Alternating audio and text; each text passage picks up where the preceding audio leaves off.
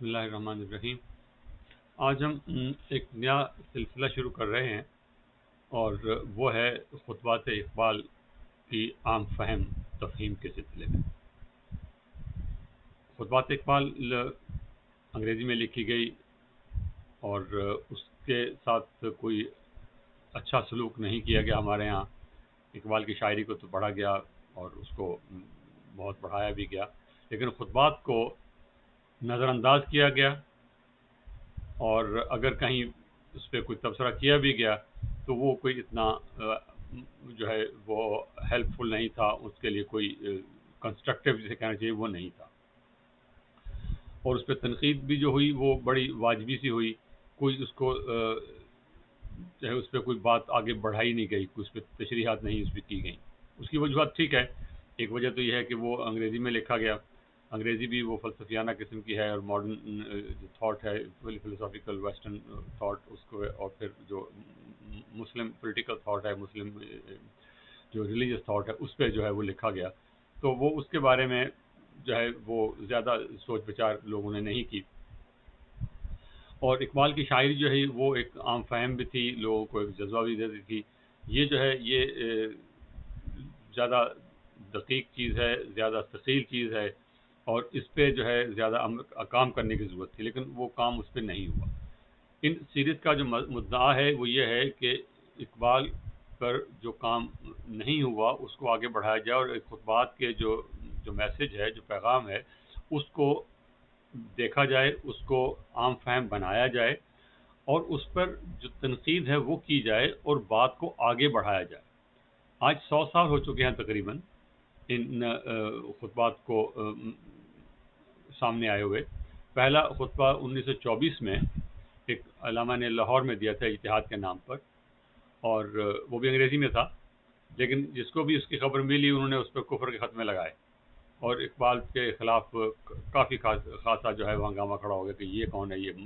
اجتہاد کی بات کرتا ہے۔ اس کے بعد ان کو مدراس میں بلایا گیا، اور باقی جو 6 خطبات ہیں وہ مدراس میں دیے گئے، اور یہی خطبات پھر بعد میں علی گڑھ میں بھی پڑھے گئے۔ اس کے بعد جو 7واں خطبہ از ریلیجن پاسبل جو آخر پہ ہے، وہ لندن میں گول میز کانفرنس کے دوران جب علامہ گئے ہوئے تھے وہاں پر، اس وقت ان کو وہاں ارسٹوٹیلین سوسائٹی نے انوائٹ کیا تھا، اور ان کو اس موضوع پہ بولنے کو کہا تھا، تو وہ لیکچر وہاں پر ہے، اور اس طرح یہ 7 لیکچر ہیں۔ ان کے میں ایک مشکل دہ بھی ہے اقبال کے خطبات میں کہ تقریباً 150 کے قریب اس میں حوالے دیے گئے ہیں، ویسٹرن تھاٹ سے ہیں، ویسٹرن فلاسفی سے ہیں، ویسٹرن ہسٹری سے ہیں، اسلامک ہسٹری سے ہیں، اسلامک تصوف کے ریفرنسز ہیں، اس میں قرآنک ریفرنسز ہیں، اس میں بہت سارے مسلم فلاسفر جو ہیں ان کے ریفرنسز ہیں، لیکن کسی جگہ بھی فٹ نوٹ علامہ نے نہیں دی ہے، اور یہ انہوں نے تصور کر لیا کہ جو پڑھنے والا ہے، سننے والا ہے، وہ ان سب سے جو ہے وہ معروف ہے، وہ ان کو جانتا ہے میں کیا کہہ رہا ہوں۔ لیکن ظاہر ہے کہ یہ بات بہت کم لوگوں تک ہی صحیح ہو سکتی ہے، باقی عام اگر کوئی پڑھے گا تو اس کے لیے تو صحیح نہیں ہے یہ بات۔ تاہم انہوں نے ایسے ہی لکھا اور اس کو ایسے ہی چھپ گیا، لیکن ابھی جو ہے وہ انٹرنیٹ پہ اور آن لائن اگر آپ دیکھیں تو ایسے تراجم اور ایسے جو ہیں تراجم بھی، اور انگریزی کا جو ٹیکسٹ ہے اس کو بھی تقریباً تمام کے تمام جو ہیں وہ اس کے جو ہیں ریفرنسز وہ دے دیے گئے ہیں، تو اس لیے وہاں ان کو پڑھا جا سکتا ہے۔ تو یہ جو آج کی جو گفتگو ہے وہ صرف اس پہ جو ہے ایک ابتدائیے کے طور پہ ہے، بعد میں ہم اس کو ایک ایک لیکچر کو ہم اس کو ڈسکس کریں گے۔ اور پہلی بات تو یہ ہے کہ اقبال کوئی حرف آخر نہیں ہے، اقبال ایک مفکر تھا، اس نے کچھ آئیڈیاز دیے، ان پہ بحث ہو سکتی ہے، ان پہ تنقید ہو سکتی ہے۔ کیونکہ مجھے اپنا واقعہ یاد ہے، جاوید اقبال کے ساتھ گفتگو ہو رہی تھی، تو میں نے کافی سارے طالب علمانہ ان سے سوال کرتا چلا جا رہا تھا، ان سے وہ بڑا اچھے جواب دیتے جا رہے تھے۔ تو ایک سوال کے جواب میں نے کہا کہ بھائی اقبال بھی پیغمبر تو نہیں ہے نا، وہ اس پہ وہ غلطی کر سکتا ہے، اس پہ اعتراض ہو سکتا ہے۔ تو میں بات وہیں سے شروع کرتا ہوں کہ اقبال پہ اعتراض ہو سکتا ہے اور ہونا چاہیے، اقبال پہ تنقید ہو سکتی ہے اور ہونی چاہیے، کیونکہ تنقید ہوگی تو بات آگے بڑھے گی۔ تو ان لیکچر کا مدعا جو ہے وہ یہ ہے، میں نے پہلے کہا کہ عام فہم بنانا ہے. اگر آپ اس کو سنجیدگی سے پڑھنا چاہتے ہیں، بات کو آگے بڑھانا چاہتے ہیں، تو پھر آپ اس کو جو اوریجنل ٹیکسٹ ہے انگریزی میں وہ اویلیبل ہے اس کو پڑھیے، اور خاص طور پہ وہ جو ٹیکسٹ اویلیبل ہے آن لائن جس میں انہوں نے فٹ نوٹس وغیرہ لوگوں نے دیے ہیں سارے، ان کو پڑھیے تو اس سے جو ہے آپ کو فائدہ ہوگا. اور جو اقبال کا مدعا تھا وہ یہی تھا کہ جو مذہبی فکر ہے، ہاں ایک بات جو ہے اس کی وضاحت یہی ضروری ہے کہ اقبال جب کہتا ہے reconstruction of religious thought in Islam, تو اس سے کئی لوگوں نے یہ مطلب لیا کہ اسلام جو اقبال جو ہے وہ اسلام کو جو ہے وہ چینج کرنا چاہ رہا ہے، اس کی اسلام کی ریکنسٹرکشن چاہتا ہے. یہ بہت ہی کم فہمی کی بات ہے. وہ ریلیجیس تھاٹ، مذہبی فکر جو ہے اس کی ریکنسٹرکشن کی بات کر رہا ہے. مذہب اور مذہبی فکر دو الگ چیزیں ہیں، دین اور دینی فکر دو الگ چیزیں ہیں. دین ایک کوڈیفائڈ چیز ہے، وہ قرآن میں ہے، سنت میں ہے، حدیث میں ہے، لیکن اس کے اوپر جو فکر ڈیولپ ہوتی ہے، جو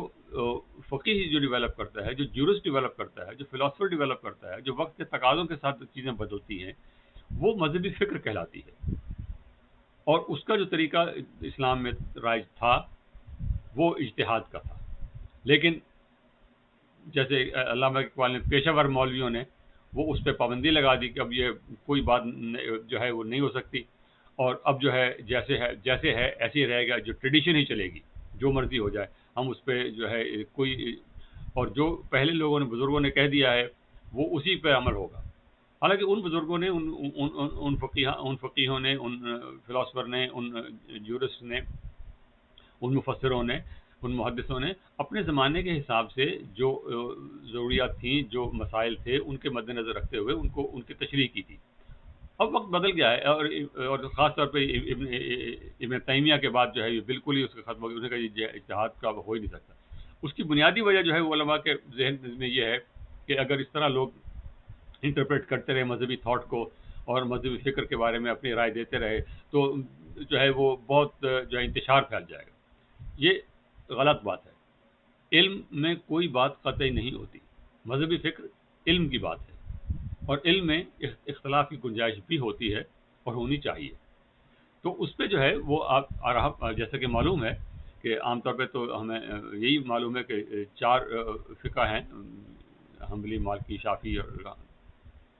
لیکن یہ حقیقت ہے کہ 35 کے قریب جو فقہ کے سکول تھے وہ اسلامک ہسٹری میں رہے ہیں، اور ان کی اپنی اپنی انٹرپریٹیشن تھی. بنیادی طور پہ تو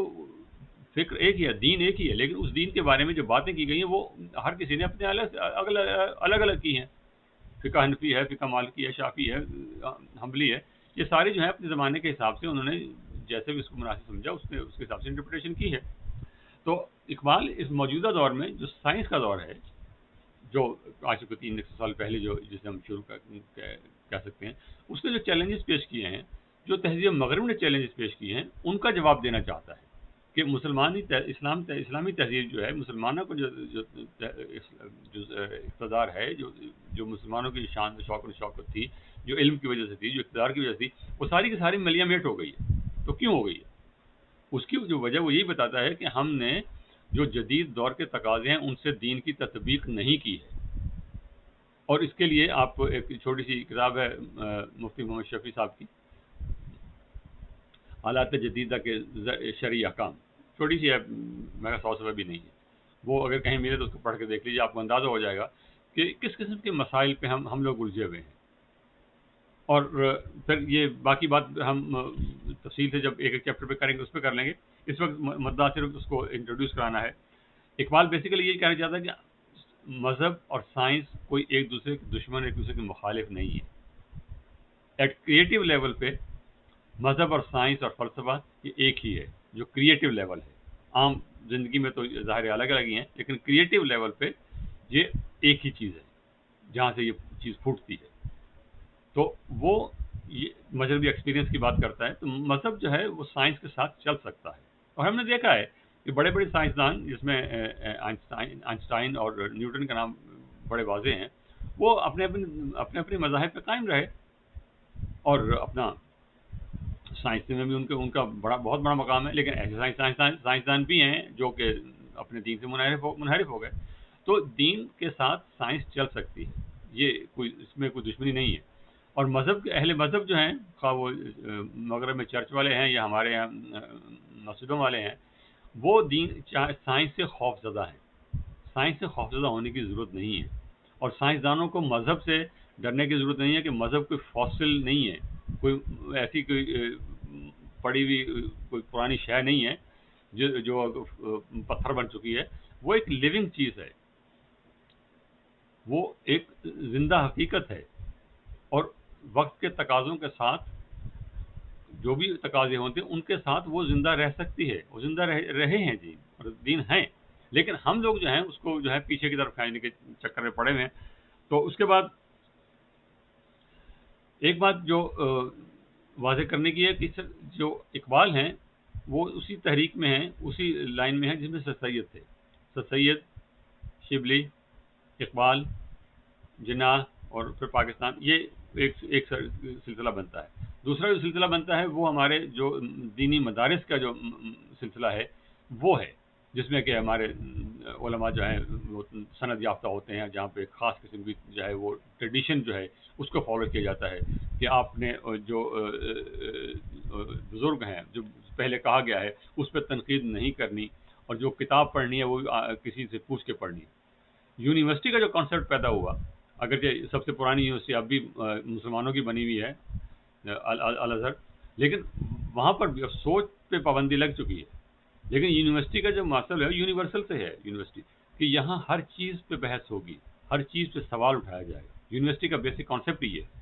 کہ اس پہ ہر چیز پہ سوال ہوگا، اس میں کوئی چیز جو ہے ایسی نہیں جس پہ سوال نہ اٹھایا جائے. اور یہ سوالات ہم اٹھاتے رہے ہیں، لیکن آج کل جو ہے ان سوالوں پہ جو ہے وہ پابندی لگی ہوئی ہے.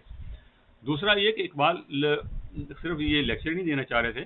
وہ ان کا جو پروجیکٹ تھا وہ تھا علم کلام، نیا علم کلام لکھنے کا، کہ اس کو جو ہے باقاعدہ مدون کیا جائے، جو انہوں نے اس میں ریکنسٹرکشن میں باتیں کی ہیں. لیکن اس کے لیے ان کو ٹائم نہیں ملا، پھر وہ عمر کے آخری دن بیمار بھی ہو گئے. اور ویسے بھی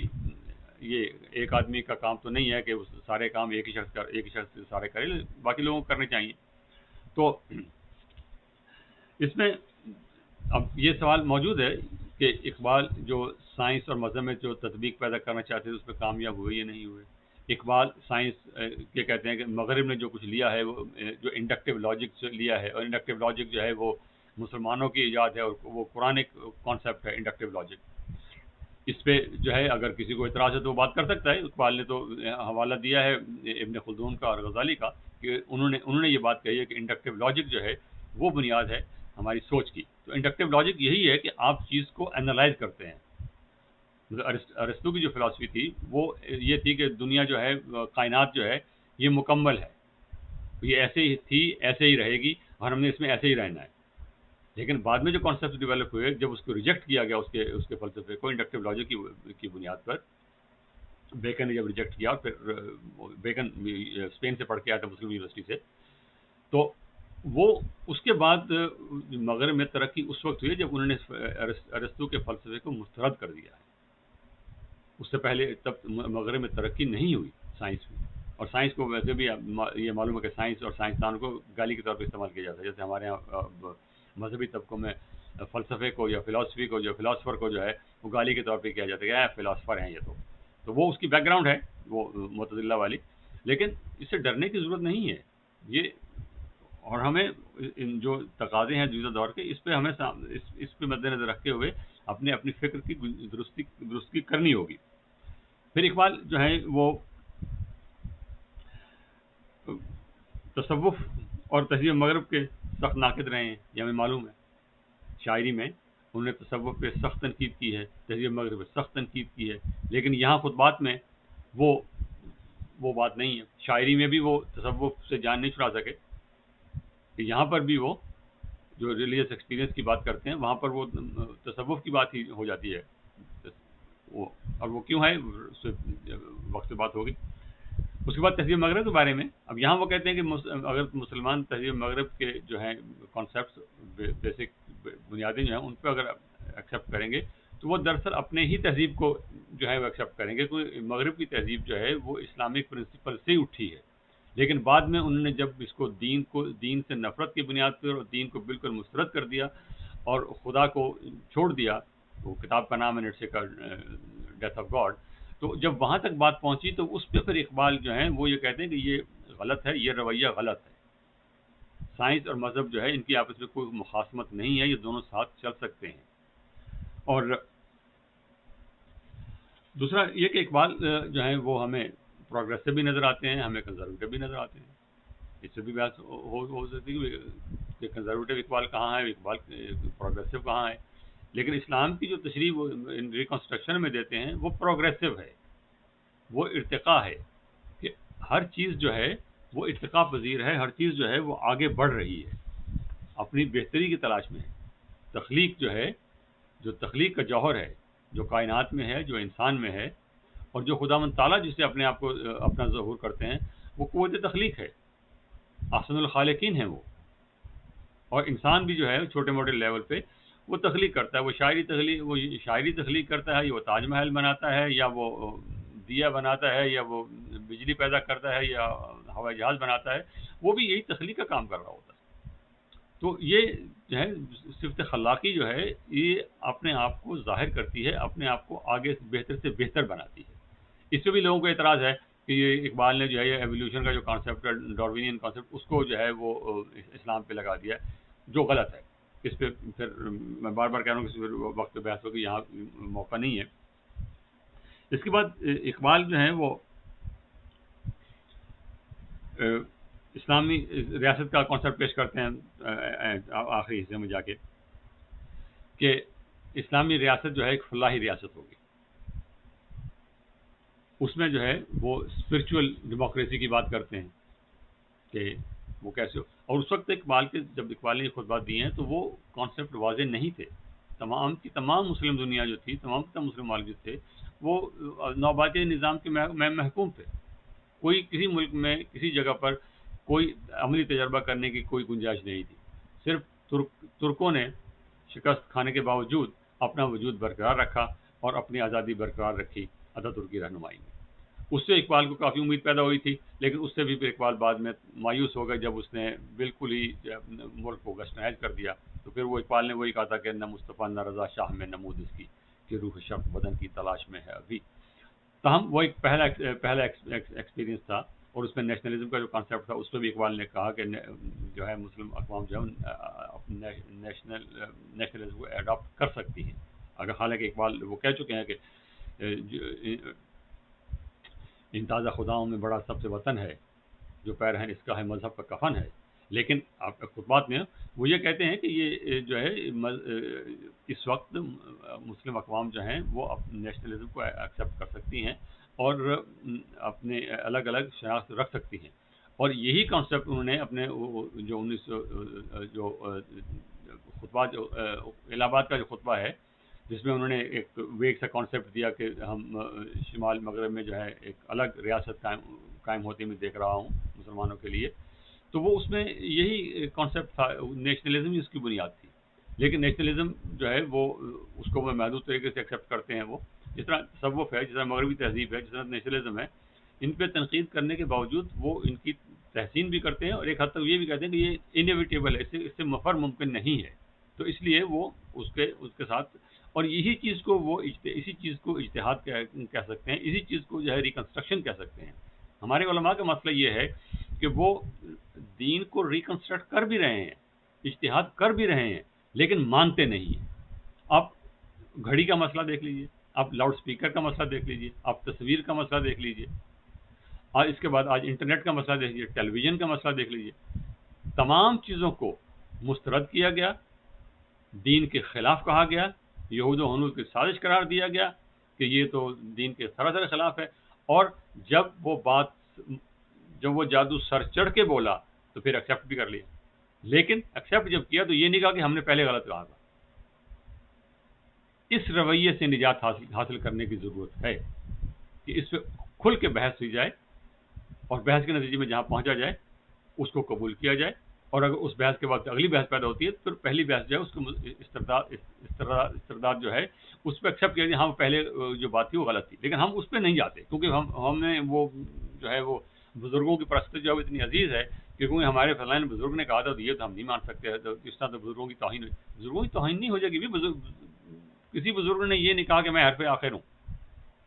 ہر بزرگ نے یہ ہے، کسی بھی کو دیکھ لیجئے، ہر نے یہ کہا ہے کہ یہ جو ہے یہ بات میری رائے ہے، اور اس پہ اعتراض بھی ہو سکتا ہے، اس پہ تنقید بھی ہو سکتی ہے، اس سے بہتر رائے بھی آ سکتی ہے۔ تو اس کے بعد آپ یہ دیکھ لیجئے کہ اقبال جو ہے وہ آج ریلیونٹ ہے یا نہیں ہے، یہ جو ہے آپ آگے چل کے دیکھتے چلے جائیں گے۔ اور ہم نے جو ہے